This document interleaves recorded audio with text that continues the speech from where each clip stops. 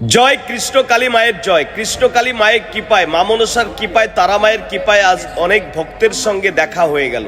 গাই সমৃদ্ধি ব্যবস্থা আজ রয়েছে কৃষ্ণকালী মায়ের মন্দিরে। আপনাদের অনেকের ইনকোয়ারি রয়েছে কৃষ্ণকালী মায়ের মূল মন্দির বা নতুন মন্দিরে আপনারা কিভাবে পৌঁছাবেন। আমি আপনাদের সোজাসুজি ঠিকানাটা আজকে দিয়ে দেব।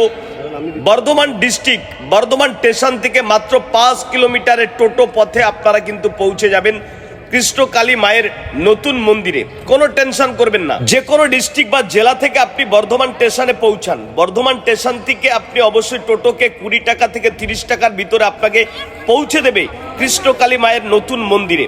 এখানে আপনার হোটেল ভাড়ারও ব্যবস্থা রয়েছে, সঙ্গে রয়েছে ফুটপাতে কিছু হোটেল যেখানে আপনি খাবার খেতে পারবেন এবং পায়খানা বাথরুম করার জন্য কৃষ্ণকালী মায়ের মন্দিরেই কিন্তু ব্যবস্থা রয়েছে। আর যারা কিনা নদিয়া জেলা মুর্শিদাবাদ থেকে আসতে চাইছেন তারা বাই বাস এবং ট্রেনে কিন্তু আপনি বর্ধমান পৌঁছাতে পারেন। আর যারা বাসে পৌঁছাবেন অবশ্যই, যারা কিনা নদিয়ার এই সাইড থেকে যাবেন তারা বর্ধমানের বাস ধরবেন। বর্ধমানের বাস ভায়া কুসুমগ্রাম, ঠিক কুসুমগ্রাম থেকে কিছুটা দূরেই কিন্তু কৃষ্ণকালী মায়ের নতুন মন্দির। একই পথ, কোনো একা বেঁকা পথে যারা মোটরসাইকেলে যেতে চাইছেন নবদ্বীপ হয়ে আপনি কুসুমগ্রামের ওই রুটটা ধরবেন। ওই রুটটা ধরলেই কিন্তু কিছুটা আগে গিয়ে আপনি পেয়ে যাবেন কৃষ্ণকালী মায়ের নতুন মন্দির। এখানে খাবারের ব্যবস্থা রয়েছে আর জলের ব্যবস্থা রয়েছে। অনেকে রাত এখানে জেগেছে বা রাত জেগে কিন্তু মায়ের কাছে পুজো দিচ্ছে।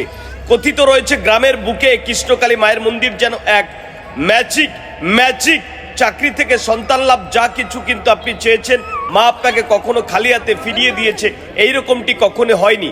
এখানে টাকার কোনো প্রেশার নেই, যা দিয়ে পারবেন আপনি পুজো দিতে পারবেন। চাইলে শনিবার মঙ্গলবার প্রচুর ভিড় হয়, আর চাইলে আপনি অন্য বারও কিন্তু যেতে পারেন।